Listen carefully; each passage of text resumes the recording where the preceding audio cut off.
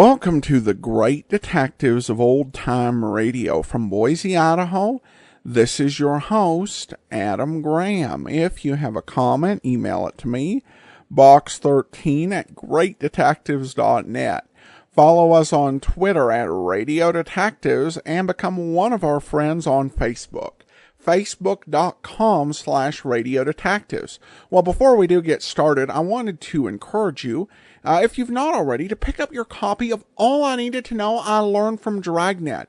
It's my sequel to All I Needed to Know I Learned from Columbo, in which we examine the careers of 7 more great detectives of radio, literature, and television, including Poirot, Johnny Dollar, and of course, Joe Friday. And then we examine life lessons that can be learned from their careers and history, including what Joe Friday can teach us about being a good man, or woman for that matter, and what Poirot teaches us about preventing evil. The book is available in all major ebook stores or just by going to store.greatdetectives.net.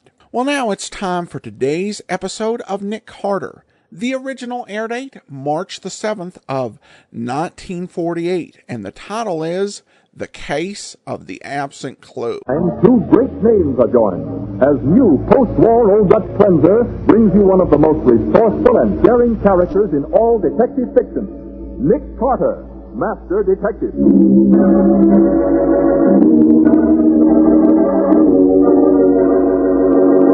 Nick, you aren't going to let them get away. I don't have any choice, Patsy. You bet you haven't. You got your name on that confession, sister? Yes. Here it is.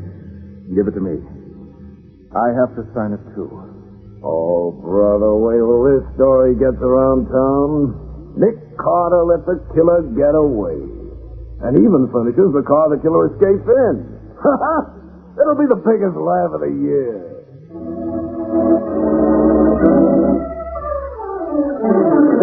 And now, The Case of the Absent Clue. Today's adventure starring Lon Clark as Nick Carter.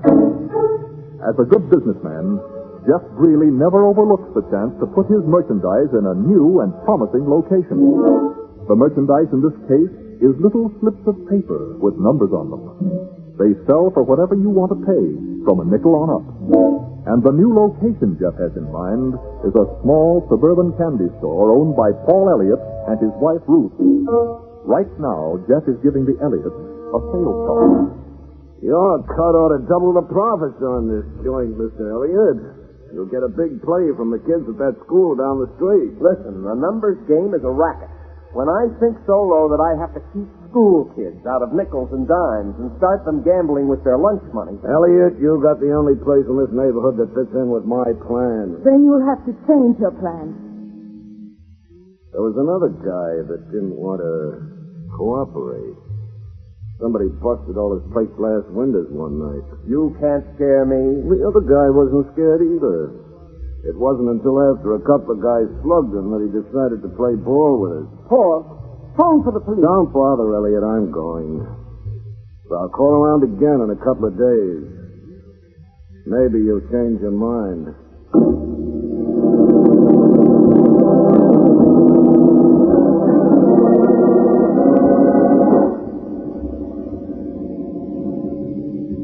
That's the face, Barney. Slow down till I heave this brick. Easy now. Oh, bullseye. Now step on it.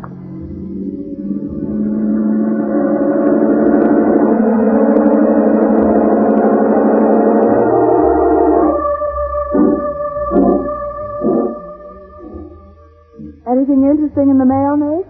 No, not so far, Patsy. Say, what have you got there? New fountain pen?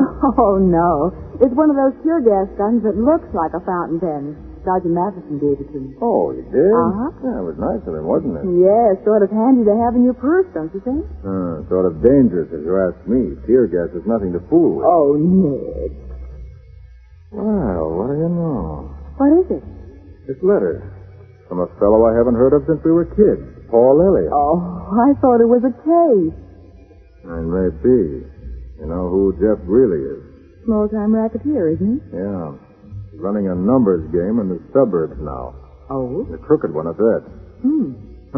Trying to strong-arm Paul into peddling the number slips for him. Strong arm him? How? Well, Paul and his wife have a small confectionery store out in Beechwood. Yeah? The front window's been smashed twice. And Greeley's warned him that next time it'll be a lot more serious unless Paul gives in. Well, can't the police do anything? Not without proof. And Greeley's too smart to let him get anything on him. You know, I think I'll drive out there this evening and talk it over with Paul. Oh, you can't go tonight, Nick. Oh, why not? Because tonight's the annual banquet of the Downtown Boys Club, and you're the guest of Oh, honor. yeah, that's right. Well, I'll go afterwards then. I don't want to put this off, Betsy. No telling when Greeley will pay Paul another visit.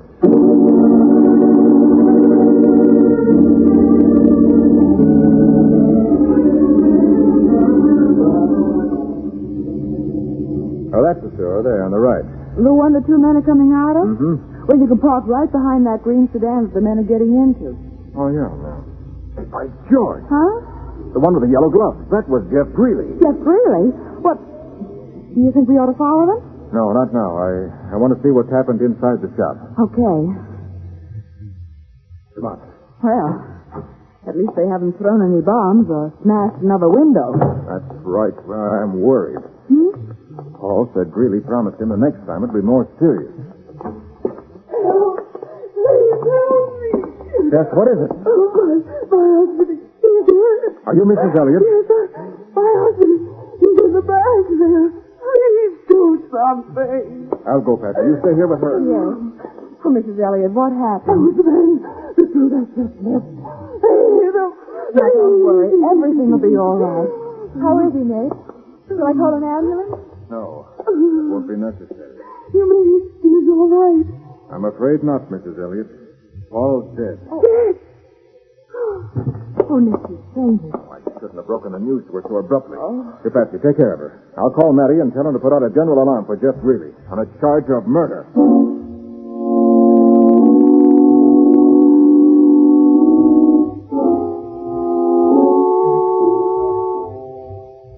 All right, the police will be here in a few minutes, Patsy. How is he? Still unconscious, Nick. I just dipped my handkerchief in cold water at the soda fountain. I'll wipe his face with it. You got it smeared with makeup. Oh, no, I won't. She isn't wearing any. You mean that peaches and creamy face is natural? Of course it is. Some women are lucky. Oh, she's coming out of it. How do you feel, Mrs. Elliott?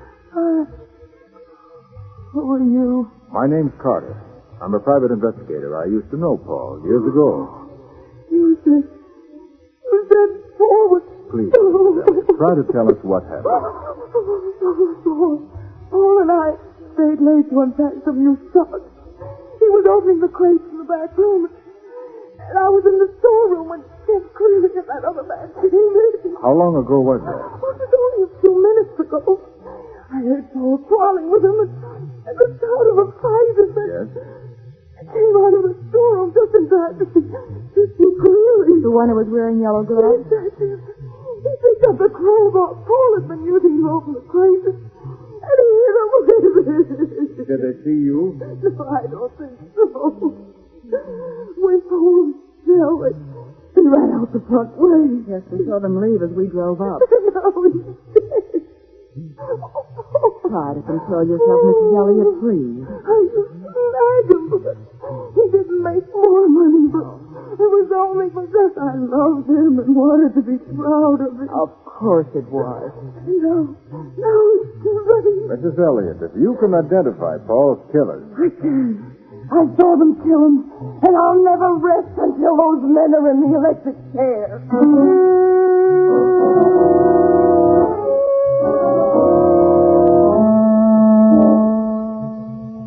Well, did you find anything, Nick? No, Matty. The ledger of Greeley's is the only thing in the whole apartment. Yeah, there's plenty of evidence in it to convict Greeley of running a numbers racket, but that ain't important now. Hey, wait. Here's an interesting item. What? October 17th. Farm, $18,375. Oh, can you imagine a bright-light character like Jeff Greeley buying a farm? What would he do with a farm? Use it as a hideout, and I'll bet that's where he is right now. Hey, you're probably right, Nick. But we don't know where this farm is located. If he bought it for a hideout, the chances are it ain't even in his name. Well, some of his friends might know, if we could get them to talk. Yeah, maybe. We'll round up a few of them and try anyway. How about the medical examiner's report, Matty? Bruises, contusions, cut on the left eye. Oh, they must have beaten him pretty badly. And then finished him off with a crowbar. Oh, it's going to be a pleasure to get my hands on those guys. I don't suppose there were any fingerprints on the crowbar, Sergeant. No, Patsy, not a single one. What? Well, why should there be, Nick? Greeley was wearing gloves. That's right. Greeley was wearing yellow gloves. Well, now, look, we don't need a fingerprint. Mrs. Elliott's testimony will be enough to convict those two rats. Yeah, but if anything happened to her, you wouldn't have any case at all against Greeley. Nothing is going to happen, Patsy. We got her in a downtown hotel under an assumed name. Where? She's registered at the Kemble Arms on East 49th Street under the name of Mrs. Anna Davis.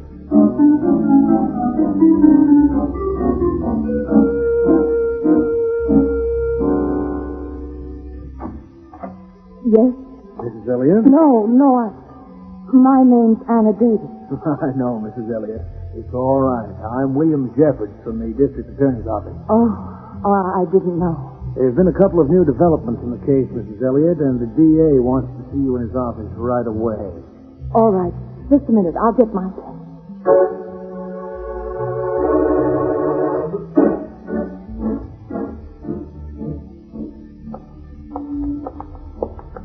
This is the car, Mrs. Elliott. Here, I'll open the door. Thanks. That's Will. That's Jeff Greeley. Get in there. Nice work, Eddie. Now, you keep her quiet back there. I got some driving to do.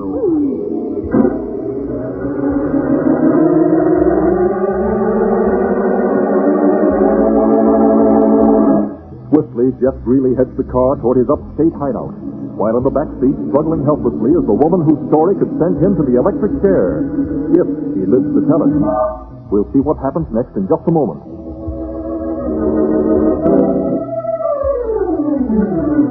Now, back to the case of the absent clue. Today's adventure with Nick Carter. Jeff Greeley, racketeer and gangster, has kidnapped Ruth Elliott, the murdered man's wife, and the only person who could testify that he killed Paul Elliott. At headquarters, Nick and Matty have just learned that Mrs. Elliott has disappeared from the downtown hotel where they had her registered under an assumed name. Greeley did this, Nick. It's got to be Greeley. The doorman at the hotel saw two men force her into a car, but they got away before he could call a cop. Oh, there's no use getting excited, Matty. Oh, how long do you think Greeley is going to let her live? Knowing her story will send him to the chair. Well, how do they find out where she was, Sergeant? I checked that, Patsy. They used the old registered letter check. Huh? The man went to Mrs. Elliott's apartment with a letter she had to sign for personally, and the superintendent told him where she was. The superintendent? But how did he know? I told her not to let anybody know. He said that after she found what hotel we put her in, she called him and gave him the address in case of an emergency. Well, we've sure got the emergency. Now, you can say that again. We've got to work fast. Oh, sure. But what do we work on? The location of that hideout really has in the country. Nick, we've been working on that and got exactly nowhere. Matty, Greeley's brother would know where it is if anybody would. Nick, we questioned him for over an hour this morning. All right, then. We're going to question him some more. Okay. I'll have him brought up. But I tell you, it's no use, Nick. Pete Greeley's dumb, but he's plenty tough. Okay, it's up to us to be just a little bit tougher.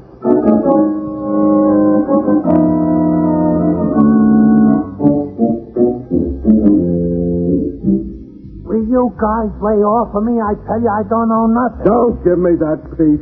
Your brother Jeff bought a farm last October, and you know it. Listen, you lame-brained stumblebum.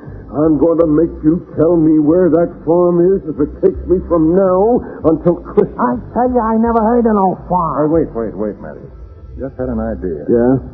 We can find where that farm is by consulting the state registrar of deeds. Well, how will that help if he bought it under a different name? Well, we know the farm was bought on October 17th and that he paid $18,375 for it. So what? So we checked the records.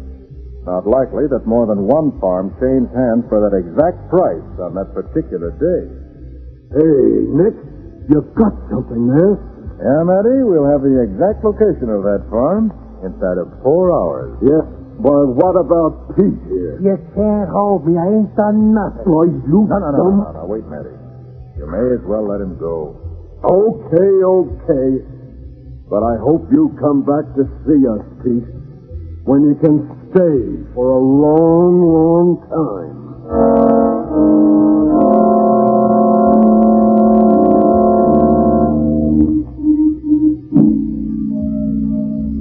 Hey, I want to send a telegram. Well, that's what we're in business for. Do you have it written out? Yeah, right here. And it's got to go fast, see? Naturally. Our telegrams always... what is this first word? James, J-A-M-S. It's a guy's name. Oh, yes, of course. James, Crane, is it? That's Graham. What's the matter, stupid? Can't you read? Well, Here, give me to read it to you. I don't want no mistakes. Yes, that would be best. James Graham, Rural Route 6, Box 124. Rural route? Oh, there'll be an extra charge for messenger service, unless they have a phone. Okay, stupid, so send a messenger. They got no phone. Horton's Grove, New York. Dear James, your friends from downtown are coming up to see you. Never mind that, Pete. I'll take that. Cutter, where'd you come? I've been trailing you ever since you left headquarters. Why do you think we let you go? Just a moment. I'll have to have that paper. Forget it. I'm going to deliver this message personally.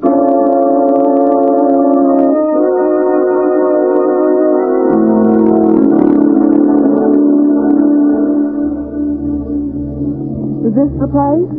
This is it. Oh. But where's Greeley's car? Do you suppose he didn't come here after all? Somebody's been here. Look at those tire tracks. Then if he's gone, we're too late. No harm in looking around. Better stand to one side. Okay. We're going to knock on the door. We might get bullets for an answer. Well, be careful, Nick.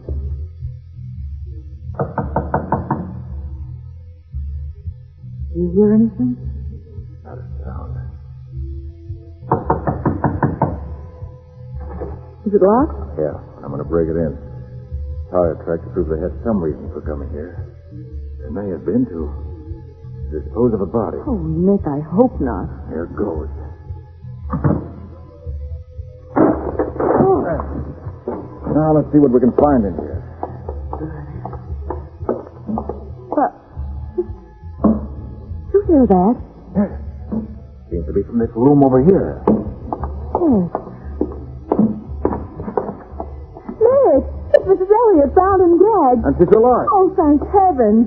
You untie the gag, Patsy, while I get these ropes off her hands and feet. Right, Nick. There you are, Mrs. Elliot. Are you hurt? No, I'm all right. I heard your voices and I started pounding my heels on the floor. That's the tapping we heard. All right, now you lose. Tell me, did Jeff Greeley bring you here? Yes, he and two other men. They said they were going to kill me. Where are they now? I heard them say something about going into town for cigarettes. Well, then we better hurry. We've got to get away before they come back. Yeah? What? What's your rush? Oh, Really? You can all relax now, because you're not going nowhere till I say so.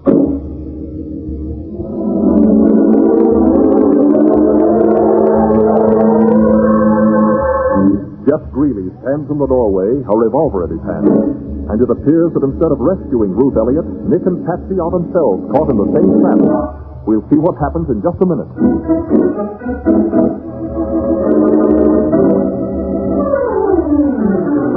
Now for the conclusion of the case of the absent clue, today's adventure with Nick Carter. Nick and Patsy found Ruth Elliott bound and gagged in the deserted farmhouse where she had been taken by Jeff Greeley. But just as they were about to leave, Greeley appeared in the doorway, a revolver in his hand. You can all relax now, because you're not going nowhere. You got back from town with those cigarettes in a hurry, didn't you, I Greeley? never went. Barney and Eddie took the car, and I stayed here to keep an eye on things. That was smart. Now keep on being smart and put away that gun. I'll put it away after I make sure that you three ain't going to talk now or ever. Nobody's going to get away with framing me. framing you. Yeah. If I fry, it won't be for something I didn't do. Well, if that's all that's worrying you, Greeley, you can put that gun back in your pocket. I know you didn't kill Paul Elliott. What's that? He did. He did. I saw him. No, Mrs. Elliott, you killed your husband. You did. It's a lie. That's why you kidnapped her, isn't it, Greeley? Why, sure, I've been trying to make her tell the truth so that I'd be cleared. I can understand that. What chance would I have in a court when it's my word against hers? You wouldn't have any chance. Unless you had a confession from her, signed and witnessed. Yeah, and that's what I've been trying to get. And I'll get it, too, or else. I won't do it. I won't. You can kill me first. I see your point, Mrs. Elliott. You'd rather be shot than go through a trial and die in the electric chair. You can't prove a thing, any of you. Look, Mrs. Elliott, how about this? If you did sign such a confession, and Patsy and I witnessed it, Greeley might be willing to let you take my car and get away. Well, why not? I'll hold Carter and the girl here long enough for you to get clear out of the country. No, I didn't do it. It's your only chance, Mrs. Elliott. You ain't kidding. You really keep me here long enough for me to get out of the country. Yeah, and I'll give you enough dough to do it with. All I want is to clear myself. Well, all right, I'll do it. Good. Now, here, I got a pencil. And you can use the paper and Patsy's notebook to write the confession out. Oh, but Nick, you're not going to let her go. Not really. You see any other choice? No, but... Then give her the notebook. Oh, Nick, you must be... Patsy. Oh, here. I'll write as I dictate, Mrs. Elliott. Go ahead. I hereby confess that I killed my husband, Paul Elliott, and that Jeff Greeley is completely innocent. Now sign it. There. Sign your name as witness, Patsy. Well, all right. You are going to keep me here, aren't you? You bet I am, but not for your sake, sister. I just want everyone to know that somebody finally got the best of Nick Carter. What do I do with this, Nick, now that I've signed it? Hand me the notebook and pencil. I have to witness it, too. Wait till it gets around town that Nick Carter let a killer get away and even furnished him with a car to get away in. It'll be the biggest laugh of the year. Better than stopping a bullet, though. Oh, I broke the point on this pencil. Patsy, let me have your fountain pen. My fountain? Yes, you have it in your purse, haven't you? Oh, yes, of course, Nick. Hold it, sister. What's the matter? Just toss that purse over here, baby. I'll get that fountain pen for him. Oh, all right. Here. That's the girl. I just want to make sure you didn't pull any tricks. Here's the pen, Carter. Oh, you know I wouldn't try any tricks on a smart boy like you, Jeff. Oh, there's no ink in this pen. Huh? I'm afraid I'll have to use tear gas. All right, let go of the gun, Greeley. Let go. I've got the confession here. Don't move, Mrs. Elliott. If I'd have known you are... You keep your hands up, too, Greeley. Oh, Nick, my glass. Go on, through the door, Greeley. We'll wait for the rest of your gang out where there's some fresh air.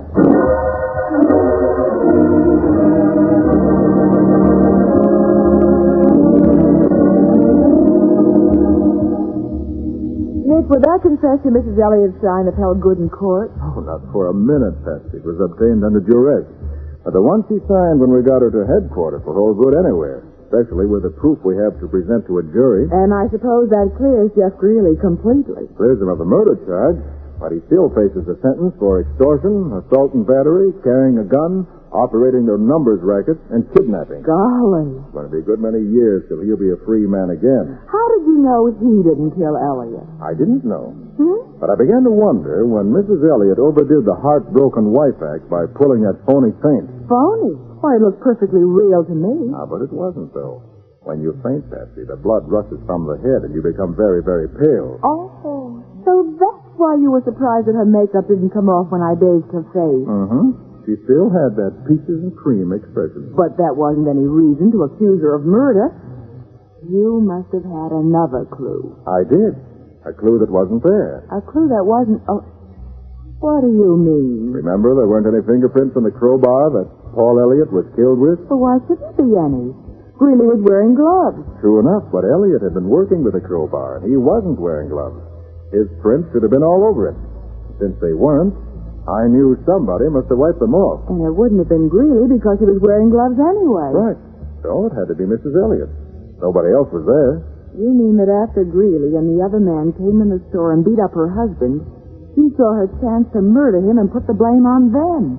According to her confession, they left Paul lying on the floor unconscious, which gave her a perfect opportunity. But why? What motive did she have? Money. Killed him for money? Yes, Paul had a lot of insurance. Oh, Oh. And they hadn't been getting along for a couple of years, so she thought she saw a chance to commit the perfect murder. Well, Nick, that little tear gas gun of mine certainly came in handy, didn't it? It certainly did. Lucky for us that Jeff didn't take a closer look and see that it really wasn't a fountain pen. I guess you're glad now that I had it in my purse, huh? I still say it's a dangerous thing to carry. But it isn't. Look, Nick, unless you push the little button here. Patsy, you little idiot. How did I know it would go off? Oh, Nick, open a window or something.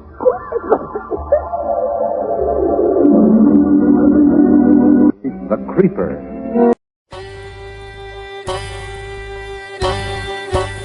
This is Andrew Rhines with OTRWesterns.com, where we stream live old-time radio westerns 24 hours a day, 7 days a week, with a special twist. You select the tracks that get to be played.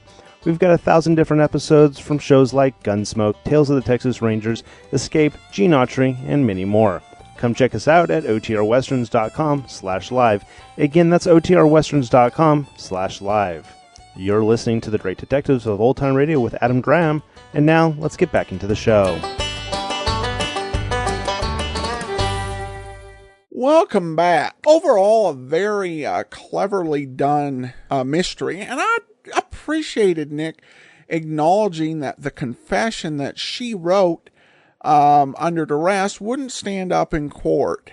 And that was something that Nick Carter episodes did pull in earlier episodes. Obtaining, I think particularly during the war years, obtaining confessions that would be totally inadmissible and therefore irrelevant. I also found myself identifying with that thug who was trying to send a message to James Graham and not being understood. Now, I probably don't have quite as bad a penmanship as him, but I've lost count of the number of stores and locations at which I have to constantly repronounce my name. It is usually interpreted as Ram, because there are a lot of people running around with the name Ram. In fact, it's a very famous last name, like my own. Surely you've heard of the great evangelist Billy Ram. And recently, the senior senator from South Carolina, Lindsey Ram, announced his candidacy for president. But regardless, I do have to continue to repronounce it. So I found myself in a strange bit of sympathy. But I did like the way the whole plot played out. Overall, this is just a very solid Nick Carter story, and I hope you enjoyed it. Well, that will actually do it for today. We'll be back tomorrow with yours truly, Johnny Dollar. In the meantime, if you do have a comment, send it to me, box13@greatdetectives.net. Follow us on Twitter at Radio Detectives, and become one of our friends on Facebook, facebook.com/Radio